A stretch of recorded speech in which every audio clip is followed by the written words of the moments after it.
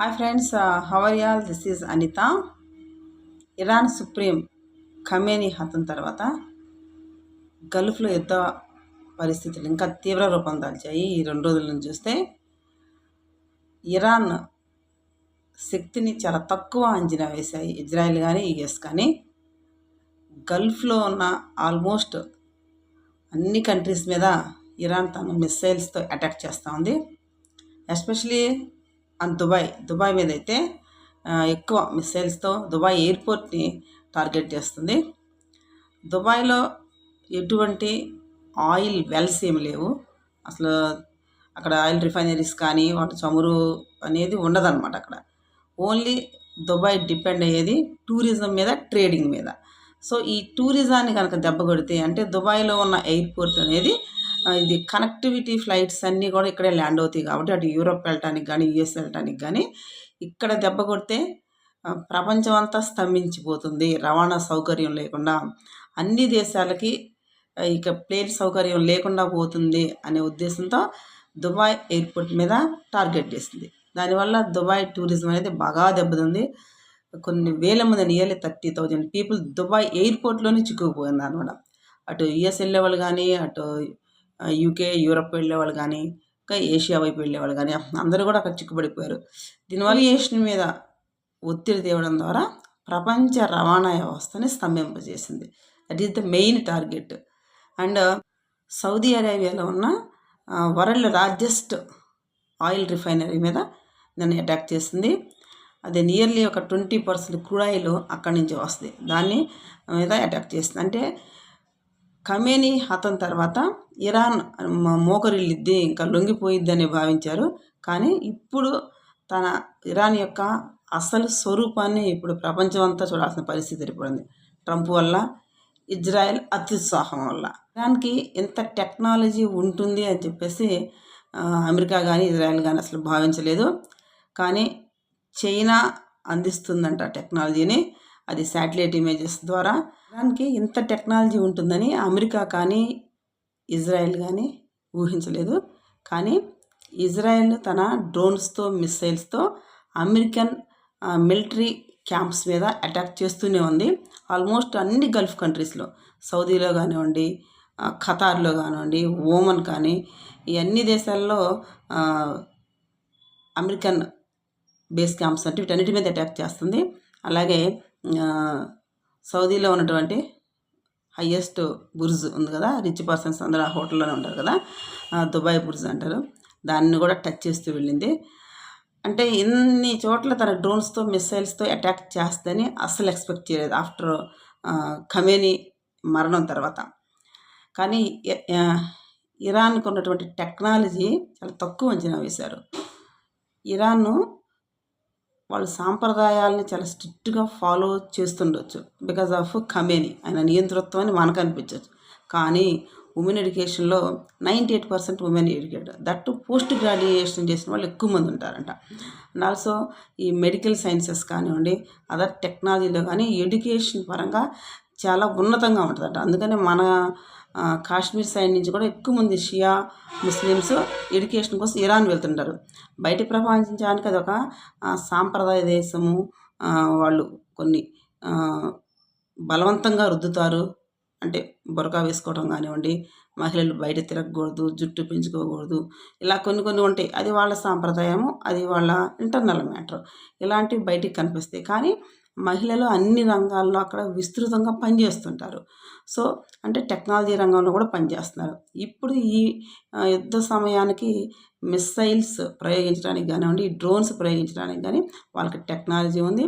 ఇంకా చైనా కూడా ఆ టెక్నాలజీ పరంగా చాలా చాలా సహాయం చేస్తుంది. పాకిస్తాన్కి కూడా హెల్ప్ చేశారు మనకి ఆపరేషన్ సింధూర్ అప్పుడు. కానీ దాన్ని ఎలా ఆపరేట్ చేసుకోవాలో పాకిస్తాన్కి తెలియక ఫెయిల్ అయిపోయింది. బట్ ఇక్కడ అలాంటి పరిస్థితి అయితే ఇప్పుడు లేదు. నిన్నే చైనా కూడా ఒక స్టేట్మెంట్ ఇచ్చింది. ఒక దేశ సార్వభౌమాధికారాన్ని మీరు ఎలా నాశనం చేయగలుగుతారు, వేరే దేశం వాళ్ళు ఒక దేశ ప్రాంతీయ భావనని మీరు ఎలా ఖండించగలుగుతారు అన్నట్టు ఒక స్టేట్మెంట్ ఇచ్చింది. అంటే తను సపోర్ట్ చేస్తున్నట్టు భావించాలి ఇక్కడ.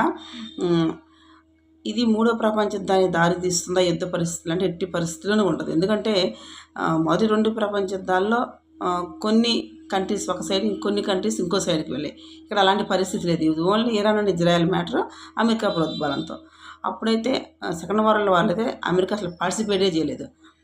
జర్మనీ, యూకే ఇవన్నీ జర్మనీ ఒక సైడ్ ఉంది, యూకే, రష్యా ఇవన్నీ ఒక సైడ్ ఉన్నాయి.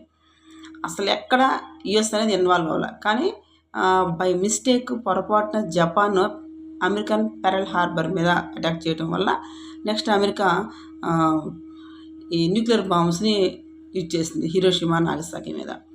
అది ఫస్ట్, అది లాస్ట్. అంటే అమెరికాతో పెట్టుకుంటే అలా ఉంటుందని ఒక సిగ్నల్ ఇచ్చిందనమాట. అంతకుమించి అమెరికా ఎక్కడ డైరెక్ట్గా ఇన్వాల్వ్ అవ్వదు. కానీ ఏ దేశంలో అయితే న్యాచురల్ రీసోర్సెస్ ఉంటాయో అక్కడ పాగా వేయాల్సి వస్తుంది. ఆఫ్ఘనిస్తాన్లో అలాగే తాలిబాన్ని పెంచి పోషించింది. పాకిస్తాన్కి సహాయం చేస్తున్నట్టు పాకిస్తాన్ ద్వారా తాలిబాన్లు పెంచి పోషించింది. తర్వాత ఆ తాలిబాన్లే యుఎస్లో అటాక్ చేశారు. సో చివరికి ఆ తాలిబాన్ నుంచి ఆఫ్ఘాన్ రక్షించడం కోసం నియర్లీ 20 years నాటో దళాలు అక్కడ పనిచేసినాయి. లాస్ట్కి 2022లో అనుకుంటా నాటో దళాలన్నీ వెనక్కి వెళ్ళిపోయి అమెరికా లాస్ట్ ప్లేన్ వెళ్తుంటే కూడా అక్కడున్న ఆఫ్ఘన్స్ మళ్ళీ తాలిబాన్ల చేతులకు మేము వెళ్ళాల్సి వస్తుంది, మమ్మల్ని వాళ్ళు బ్రతకనివ్వరు, వాళ్ళ పరిపాలన బాగోదనేసి ఆ లాస్ట్ ప్లేన్లో ఎక్కడానికి ట్రై చేశారు. చివరికి ఎలా ఎక్కారంటే ఆ ప్లేన్ రెక్కల మీద కూడా కూర్చున్నారు. చాలామంది విజువల్స్ చూస్తుంటారు. ఆ ప్లేన్ టేకాఫ్ అయినప్పుడు వాళ్ళందరూ కింద పడిపోయారు అనమాట. అంత మూర్ఖంగా బిహేవ్ చేస్తారు. అదే తాలిబాన్లు ఇప్పుడు కొంచెం చేంజ్ అయ్యి వాళ్ళు కూడా డెమోక్రసీ వైపు వెళ్ళాలనే భావంతో భారత్తో కూడా చర్చలు జరిపి మన సహాయం తీసుకుంటున్నారు, డెవలప్మెంట్ కోసం సహాయం తీసుకుంటున్నారు. ఇప్పుడు పాకిస్తాన్కి ఎగనెస్ట్ అయ్యారు. ఇప్పుడు భీకరంగా పాకిస్తాన్కి తాలిబాన్కి కూడా వార్ జరుగుతుంది. ఈ ఇజ్రాయెల్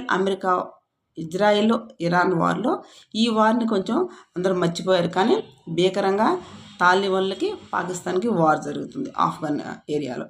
సో ఎప్పుడైతే ఈ ఖమేనీని హతం చేశారో పాకిస్తాన్లో ఉన్న షియా ముస్లిమ్స్ అందరూ కూడా అమెరికన్ ఎంబసీ మీద అటాక్ చేశారు.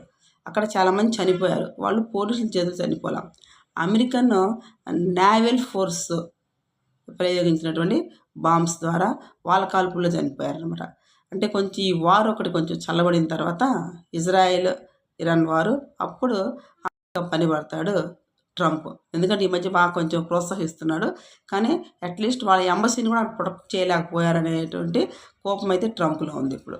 సో ఇటు విషయానికి వస్తే ఖమేనీ హతం తర్వాత ఇరాన్లో సెకండ్ క్యాడర్ లీడర్షిప్ లేదని భావించారు. అంటే ఫస్ట్ క్యాడర్ అంతా మీట్ అయ్యి ఉన్నప్పుడు ఒక ఓపెన్ ప్లేస్లో మీట్ అయ్యి ఉన్నారంట. అది కూడా నైట్ టైం అయితే అటాక్ చేస్తారు ఖమేనీ మీద, డే టైం అయితే వార్ జరగదు, అటాక్ చేయరు అని చెప్పేసి నియర్లీ 100 people అంటే ఇంపార్టెంట్ డిపార్ట్మెంట్స్ వాళ్ళందరూ కూడా ఖమేనీ ఉన్నటువంటి బిల్డింగ్కి వెళ్ళి ఓపెన్ లాన్లో కూర్చొని మీటింగ్ పెట్టారంట. ఇదే టైంలో వాళ్ళకి ఇన్ఫర్మేషన్ అంది ఇజ్రాయెల్ వాళ్ళకి అటాక్ చేస్తుంది అనమాట. అంటే ఎంత డేర్గా వాళ్ళు కూర్చున్నారు ఏం జరగదని, వీళ్ళకి అంత ఈజీగా ఉప్పొందింది. అంటే ప్రతి చోట కూడా ఆయన అంత నియంతగా వ్యవహరించిన ఆయన గురించిన సమాచారము అందించేటువంటి వ్యక్తులు కూడా, అతన్ని వ్యతిరేకించే వ్యక్తులు కూడా అక్కడ ఉంటారు. వాళ్ళ ద్వారా ఇన్ఫర్మేషన్ వెళ్ళిద్ది. అంతేకాకుండా ఇజ్రాయిల్ యొక్క ఇంటెలిజెన్స్ మసాయిడ్స్ అంటారు వాళ్ళని, వరల్డ్లో వీళ్ళంత స్ట్రాంగ్ పవర్ఫుల్ ఇంటెలిజెన్స్ ఏ కంట్రీకి కూడా లేదు. ఈవెన్ పెంటగానికి కూడా లేదంటే అమెరికన్ ఇంటెలిజెన్స్ వాళ్ళకి కూడా లేదనమాట. అంత ఇంటెలిజెన్స్ ఫోర్స్ అనేది అంత స్ట్రాంగ్గా ఉంటుంది.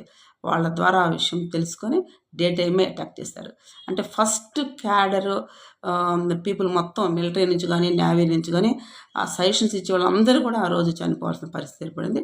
ఇప్పుడు second category people means second leadership వాళ్ళు ఈ యుద్ధాన్ని అంతా పర్యవేక్షిస్తున్నారు. వాళ్ళ దగ్గర ఉన్న మిస్సైల్స్ మొత్తం యూజ్ చేస్తున్నారు.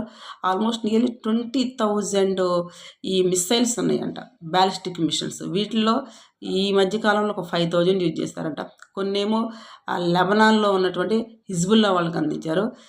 ఆ హిజ్బుల్లా వాళ్ళు కూడా ఇజ్రాయెల్ మీద అటాక్ చేస్తున్నారు. లెబనాన్లో ఉన్న గవర్నమెంట్ వేరు, అక్కడున్న హిజ్బుల్లాస్ ఒక టెర్రరిస్ట్ గ్రూప్ లాంటి వాళ్ళకు కూడా పార్లమెంట్లో మెంబర్స్గా ఉన్నారు. ప్రభుత్వం మనకొద్దు ఈ వారు ఇప్పుడిప్పుడే కోలుకుంటా ఉన్నాము అన్నా వినకుండా ఆ హిజ్బుల్లా వాళ్ళు ఇజ్రాయెల్ మీద ఒక సైడ్ నుంచి అటాక్ చేస్తున్నారు. అలాగే ఆల్రెడీ పాలస్తీనాలో ఉన్నటువంటి హమాస్ వాళ్ళు అయితే ఇప్పుడు వాళ్ళు పని ఖతమైంది, గాజా మొత్తం ఖాళీ అయిపోయింది కాబట్టి వాళ్ళ ఇన్ఫ్లుయెన్స్ ఇప్పుడు అంత ఏం లేదు, వాళ్ళ పవర్ కూడా.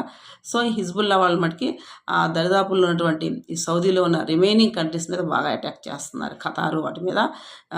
అండ్ ఈ ఇరాన్ వచ్చేసి చైనా శాటిలైట్ ఇమేజ్ టెక్నాలజీ తోటి ఎక్కడెక్కడ డ్రోన్స్ యూజ్ చేయాలో, ఎక్కడెక్కడ అమెరికన్ బేస్ క్యాంప్స్ మీద యూజ్ చేయాలో వాటిని టార్గెట్ చేసుకొని కరెక్ట్గా యూజ్ చేస్తుంది. ఇది ఒకవైపు ఇలా జరుగుతూనే ఉంది. ఇటు ఇరాన్ పక్కనటువంటి హార్మూజ్ జలసంధి అంటారు, అంటే వాటర్ వే. గల్ఫ్లో ఉన్న ఈ ముడి చమురు అంతా కూడా ఇటు యూరప్ వెళ్ళాలన్నా అండ్ అమెరికాకి వెళ్ళాలన్నా, ఏషియన్ కంట్రీస్కి వెళ్ళాలన్నా this is the main water way అనమాట. సో అక్కడ ఈ హార్మూజ్ జలసంధి ద్వారా మాత్రమే ఈ మిగతా దేశాలన్నిటికీ కూడా ఈ ఆయిల్ అనేది ఆల్మోస్ట్ 40% క్రూడ్ ఆయిల్ అనేది ఈ వాటర్ వే ద్వారా మాత్రమే వెళ్ళిద్ది. కానీ నిన్న ఈ వాటర్ వేని క్లోజ్ చేసింది ఇరాన్. అయినా కానీ కొన్ని షిప్స్ వెళ్తున్నప్పుడు ఒక ట్యాంకర్ని, అమెరికన్ ట్యాంకర్ని అది బ్లాస్ట్ చేసేసింది, కంప్లీట్ క్లోజ్ చేసింది ఆ వే. ఇంకా అన్నీ అక్కడ స్టక్ అయిపోయాను నేను, ఒక 1000 అబౌవ్ షిప్స్ స్టక్ అయిపోయాయి. మరి ఆ గ్యాస్, ఆ వాటర్, ఆ క్రూడ్ ఆయిల్ ఈ రెండు యూరప్ కంట్రీస్కి అందటం లేదు, ఇటు ఏషియన్ కంట్రీస్కి లేదు, యుఎస్కి లేదు. యుఎస్ కంటే ఆల్రెడీ అక్కడ ఉంటాయి వాళ్ళకి గ్యాస్ ఉంది, సమ్ మైన్స్ ఇవన్నీ అనమాట, క్రూడ్ ఆయిల్ వెల్స్ కూడా ఉన్నాయి. కానీ వాటిని యుఎస్ యూజ్ చేసుకోదు, చాలా లిమిటెడ్గా యూజ్ చేసుకుంటుంది. వాళ్ళకు ఉన్నటువంటి ఆ వనరులు వాళ్ళ కోసమే, వాళ్ళు తక్కువ ప్రైస్కి వేరే కంట్రీస్ నుంచి కొంటుంటారు. అది యుఎస్ ప్లాన్ అనమాట. ఇప్పుడు యుఎస్కి ఏం ప్రైస్ పెరగదు, అంచక్క వాళ్ళ దగ్గర ఉన్న లిమిటెడ్ యూజ్ చేసుకుంటుంటారు, లేదా వెనిజులా నుంచి యూజ్ చేసుకుంటారు. బట్ ఈ యూరప్ వాళ్ళంతకి ఏం ప్రాబ్లం అయిపోయింది. ఇప్పుడు ఇక్కడ ఈ గల్ఫ్ నుంచి క్రూడ్ ఆయిల్ స్టాప్ అయిపోయింది, గ్యాస్ స్టాప్ అయిపోయింది. తీవ్రమైన కొరత యూరప్లో, గ్యాస్ కొరత, ఈ ఆయిల్ కొరత ఏర్పడింది. ఇప్పుడు రష్యాని బతికిలాడుకోవాల్సిన పరిస్థితి ఏర్పడింది వాళ్ళు. మనం కూడా ఎక్కడైతే ఈ హార్మోజ్ జలసంధి ఉందో ఆ వాటర్ వేలో ఇరాన్కి దగ్గరగా ఒక పోర్ట్ కూడా మనం బిల్డ్ చేస్తున్నాం అక్కడ. ఓకే, చర్దార్ పోర్ట్ అని ఒక పోర్ట్ కూడా బిల్డ్ చేస్తాము. దాని దగ్గరలోనే మనకి అర్మేనియా దగ్గర బేస్ క్యాంప్ ఉంది, ఇండియన్ బేస్ క్యాంప్ కూడా. డైరెక్ట్గా మన ఇండియాకి అయితే ఏమీ ఎఫెక్ట్ ఉండదు. ఓకే, మనం ఈ మధ్య వెనిజులా నుంచి ట్రంప్ ఒత్తిడి తేవడం ద్వారా వెనిజులా నుంచి మనము ఈ ముడి చమురు అనేది దిగుమతి చేసుకుంటున్నాం. రష్యా నుంచి ఎప్పుడు కూడా మనం ఆయిల్ గ్యాస్ అనేది రష్యా నుంచి తెచ్చుకుంటాము. బట్ ట్రంప్ టారిఫ్ని డబల్ చేసిన తర్వాత ట్రంప్ ఒత్తిడితో రష్యా నుంచి 50% మనము తగ్గించుకొని ఇప్పుడు వెనిజులా నుంచి తెచ్చుకుంటున్నాము. సో ఇప్పుడు వెనిజులా కాస్ట్ పెంచింది, $80 to $70 ఉంది, ఓకే, బ్యారెల్. కానీ అదే రష్యా అయితే ఇప్పుడు మనకి డిస్కౌంట్లో $40కే బ్యారెల్లో చమురుని విక్రయిస్తుంది. సో ఇప్పుడు అందుకనే మన సెంట్రల్ గవర్నమెంట్ మినిస్ట్రీ అయితే అప్పీల్ చేసుకుంది అమెరికన్ కాన్సులేట్తో, మాకు పర్మిషన్ ఇవ్వండి, మేము రష్యా నుంచి తెచ్చుకుంటాము. గల్ఫ్ నుంచి వచ్చే ఆయిల్ అనేది మాకు ఇప్పుడు తగ్గిపోయింది, అక్కడ హార్మోజ్ జలసంధి అనేది వాళ్ళు క్లోజ్ చేశారు కాబట్టి అక్కడ నుంచి మనకి క్రూడ్ ఆయిల్ రావట్లేదు. వెనిజులా ఏమో పెంచేసింది, ఇప్పుడు ఎంతగా మేము స్పెండ్ చేయలేము. సో ఇటుపక్క ఏమో మూసిపోయింది. సో మాకు పర్మిషన్ ఇస్తే మేము రష్యా నుంచి, మాకు ఆల్రెడీ అక్కడ డిస్కౌంట్ ఉంది కాబట్టి అక్కడి నుంచి తెచ్చుకుంటాము అనేసి ఒక ప్రపోజల్ పెట్టారంట. దానికి ట్రంప్ యాక్సెప్ట్ చేస్తారా లేదు, ఆ $80కే you have to buy at Venezuela అంటాడో తెలుసుకోవాలి. సో ఇది ప్రజెంట్ క్రూడ్ ఆయిల్ సిట్యుయేషను. మనకైతే ఒక 2 months వరకు అయితే నిల్వలు, ముడి చమురు నిల్వలు అయితే మనకి ఉన్నాయి. ఒక 4 ప్లేసెస్లో ఏమో ఉన్నాయంట. ఒకటి కొచ్చిన్ అండ్ మాంగ్లూర్, గోవా అండ్ వైజాగ్ దగ్గర ఒక 4 అండర్ గ్రౌండ్ ట్యాంకర్స్లో మనకు స్టోర్ చేస్తున్నాము. నియర్లీ 2.5 months వరకు ఇది మనకు వస్తుంది. ఈ లోపల అక్కడ సమసిపోయిద్ది అనే అనుకోవాలి మనము. సమసిపోయింది కాబట్టి మళ్ళీ ఇది యూజ్ చేసుకుని అది ఫిల్ చేస్తారంట. మోడీ వచ్చిన తర్వాత ఒక స్ట్రాటజిక్గా ఈ అండర్ గ్రౌండ్ ఆయిల్ ట్యాంకర్స్ అనేవి బిల్డ్ చేశారంట. చాలా సీక్రెట్గా బిల్డ్ చేశారు, చాలా ప్రొటెక్షన్తో ఉంటుందంట అది. సో అది ప్రజెంట్ అయితే మనకు యూజ్ చేస్తాం. తక్షణమే మనకేం వాటి ప్రైసెస్ ఏమి ఇంక్రీజ్ కావు, అంత భయపడాల్సిన అవసరం లేదు. ఆయిల్ పరంగా చూస్తే మనం కొంచెం సేఫ్ జోన్లోనే ఉన్నట్టు లెక్క, ఒక రకంగా చూస్తే ఏదో కొంచెం నిల్వలు ఉంటాయి, ప్లస్ రష్యా నుంచి పాసిబిలిటీ ఉంది. సో లేదా ట్రంప్ కంపల్సరీ బై అనుకున్నప్పుడు అక్కడ తక్కువగా బై చేసి ఇది యూజ్ చేసుకుంటాము. సో ఇదొక ఆస్పెక్ట్ ఉంది ఆయిల్ పరంగా.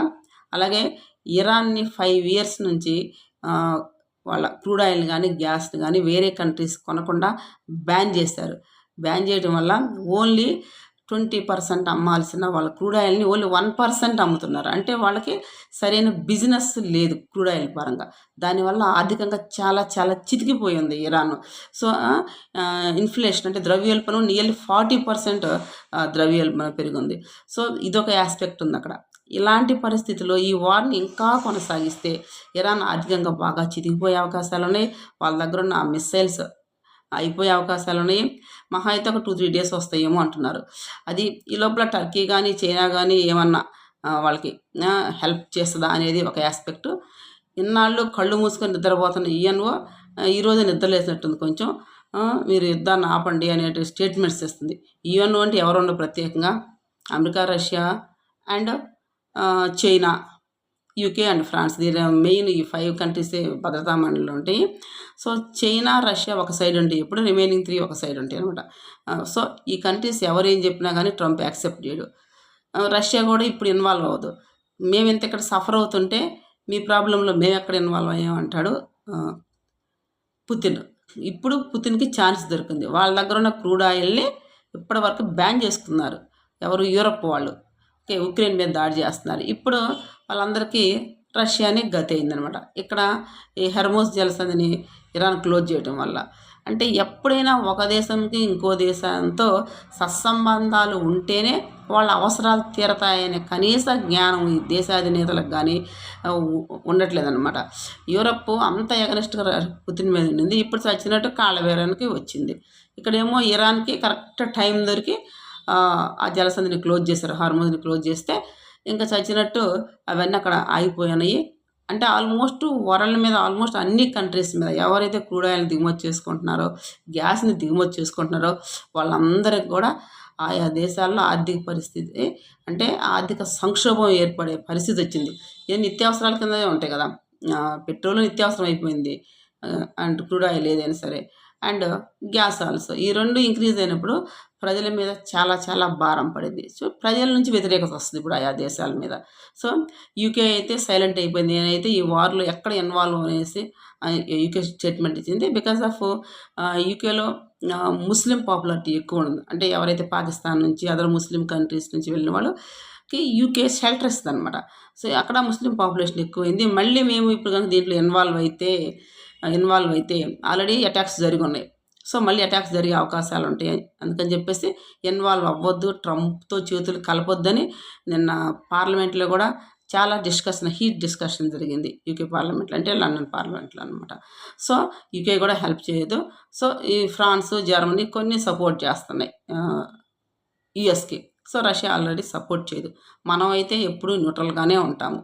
మనకు ఫస్ట్ నుంచి ఇజ్రాయెల్తో కానివ్వండి, ఇరాన్తో కానివ్వండి మంచి సత్సంబంధాలే ఉన్నాయి. సో దాన్ని బట్టి మనం ఇంకొక విషయం ఈ ఖమేని మృతిని ఖండించలేదు. నేను కూడా వెయిట్ చూసా ఏమైనా సంతాపం తెలుపుతారా, ఇలా చేయడం తప్పు అంటారని. 2 ఏమీ చేయలేదు, కామ్గా ఉన్నారు పిఎం. వాళ్ళు కూడా అబ్జర్వ్ చేస్తుంటారు. మనం కనీసం అతని నియంత బయట వాళ్ళ దృష్టిలో ఒక నియంత కావచ్చు, కానీ వాళ్ళకి వీరాభిమాని. సో ఏ దేశంలో అయినా నియంత కానీ ఎవరన్నా కానీ ఒక స్టేబుల్ రూలింగ్ అనేది అవసరం. ఇప్పుడు అతన్ని చంపేశారు, మళ్ళీ అలాంటి క్యాండిడేట్ ఒక స్టేబుల్గా ఉండి ప్రజల్ని ముందుకు తీసుకెళ్లేటువంటి ఒక లీడర్ అనేది లేకుండా పోయారు. ఒక లీడర్షిప్ క్వాలిటీ ఉన్న పర్సన్ ఉంటేనే ఆ కంట్రీ ముందుకెళ్ళిద్ది ఏ విషయంలో. అది నియంత కావచ్చు, నియంతని బయట వాళ్ళకి కనిపించవచ్చు. అతన్ని అభిమానించే హార్ట్ కోడ్ ఉన్నారు కదా, ఫ్యాన్స్ ఉన్నారు. ఇప్పుడు వాళ్ళందరూ కూడా మిలిటరీ లాగా వచ్చేసి ఇప్పుడు అటాక్ చేసే అవకాశాలు చాలా ఎక్కువగా ఉన్నాయి. సో ఆ విధంగా చూసినా ఇరాన్ మిలిటరీని ఇంకా దించలేదు పూర్తి స్థాయిలో. ఓన్లీ ఈ డ్రోన్స్ ద్వారా వీటి ద్వారా మాత్రమే అటాక్ చేస్తుంది అనమాట. సో అట్లా ఖండించకుండా మనం న్యూట్రల్గా ఉన్నాము. మళ్ళీ ట్రంప్కి ఎక్కడ కోపం వస్తుందో, ఇంకెలాంటి టారిఫ్లు విధిస్తాడో అన్న ఉద్దేశంతో ఒక సుప్రీం చనిపోయిన ఒక దేశాధినేత చనిపోయినా కూడా మనం ఎక్కడ కనీసం సంతాపం తెలిపిన దాఖలాలు కూడా కనపడాల. ఫ్యూచర్లో ఎలా ఉంటుందో తెలియదు, కానీ ఏ దేశమైనా ఆ దేశంలో ఆయన ఒక ప్రధాని లాంటివైనా ఆయన చనిపోయినప్పుడు కనీసం సంతాపం తెలపాలి, ఏ విధంగా చనిపోయినా కానీ. అది విద్యుక్త ధర్మం అంటారు దాన్ని. సో అలా కూడా చేయకుండా ఉన్నాము. ఆ దుబాయ్లో చిక్కుకుపోయిన వాళ్ళు అక్కడే ఉండిపోయారు. అంటే ప్రతి కంట్రీకి ఇరాన్ని టచ్ చేస్తే ఎలా ఉంటుందని వాళ్ళు చూపిస్తున్నారు. చాలా తక్కువ అంచనా వేస్తారు. కానీ మున్ముందు ఇరాక్ తన ప్రతాపం ఇంకా చూపిస్తుంది. అదంతా వీళ్ళు అనుకున్నంత వీక్ కంట్రీ కాదు. ఓకే, టెక్నాలజీ పరంగా వీక్ ఉందని ఎప్పుడు అనుకోకూడదు. వాళ్ళు టెక్నాలజీ పరంగా స్ట్రాంగ్గానే ఉన్నారు. కానీ ఒక మిస్సైల్స్ అనేవి వాళ్ళ దగ్గర బిగ్ మిస్సైల్స్ లేవు. అవి హెల్ప్ చేయడానికి చైనా ఉంది. చైనా కంపల్సరీ హెల్ప్ చేస్తుంది. ఓకే, ఎందుకంటే యూఎస్కి చైనాకి ఎప్పుడూ పడదు. ఏదో బిజినెస్ పరంగా ఆ టారిఫ్లు పెంచుకుంటూ తగ్గించుకుంటూ ఈ మధ్య కొంచెం అలా ఉన్నారు. కానీ చైనా ఎప్పుడూ కూడా ముస్లిం కంట్రీస్కి సపోర్ట్ చేస్తుంటుంది. అంటే ఎస్పెషల్లీ ఇరాన్కి సపోర్ట్ చేస్తూ ఉంటుంది. సో ఇలా ఆయా దేశాలకు కొన్ని సపోర్ట్ చేసుకుంటూ ముందుకు వెళ్తూ ఉన్నారు. యుద్ధం అయితే భీకరంగా జరుగుతుంది. అక్కడ వేల మంది చిక్కుకుపోయారు. వాళ్ళ నుంచి వ్యతిరేకత వచ్చేంతవరకు కూడా ఇరాన్ అనేది దుబాయ్ మీద అటాక్ చేస్తూనే ఉంటుంది. అదే మెయిన్ ఏరియా అనమాట. వేరు వేరు కంట్రీస్ వాళ్ళు ప్లేన్స్ చేంజ్ అవడానికి. సో అక్కడ టార్గెట్ చేసింది. దుబాయ్ వాళ్ళు ఏమో అసలు మేమేం చేస్తాం, మాకేం సంబంధం, మేము ఎక్కడ ఎవరు సైన్ లేము, మేము ఇన్వాల్వ్ అవ్వలేదు, మా ఆర్థిక వ్యవస్థని ఎందుకు దెబ్బతీస్తున్నారని వాళ్ళు రైజ్ అవుతున్నారు. వాళ్ళు రైజ్ అయినా చేసేది ఏమీ లేదు. అందరికీ భూతల స్వర్గంగా ఉండే దుబాయ్ ఈరోజు అధపాతాళాన్ని కూరుకుపోయే స్థితిలో ఉంది. టూరిజాన్ని బాగా దెబ్బ కొట్టారంట. ఆర్థికంగా అది కోలుకోవడానికి ఇంకా చాలా సంవత్సరాలు పట్టే అవకాశం ఉంది. ఇదంతా ఒక్కడి మూలంగానే, అది ట్రంప్ మూలంగానే. ఎక్కడైతే మైన్స్ ఉంటాయో, ఎక్కడైతే ఆయిల్ వెల్స్ ఉంటాయో వాటిని తక్కువ ప్రైస్కి కానివ్వండి, లేదా అక్కడ ఉన్న లీడర్స్ని తమ ఆధీనంలో పెట్టుకోవడం కోసం కానివ్వండి, ట్రంపే కాదు, అమెరికాని పరిపాలించే ఏ అధ్యక్షుడైనా ఇదే పంథాలో వెళ్తాడు. ఆఫ్ఘనిస్తాన్లో మైన్స్ కోసం పోరాడి తాలిబాన్ని ఎగదోసి చివరికి అక్కడ మంచి ప్రభుత్వం లేకుండా చేశాడు.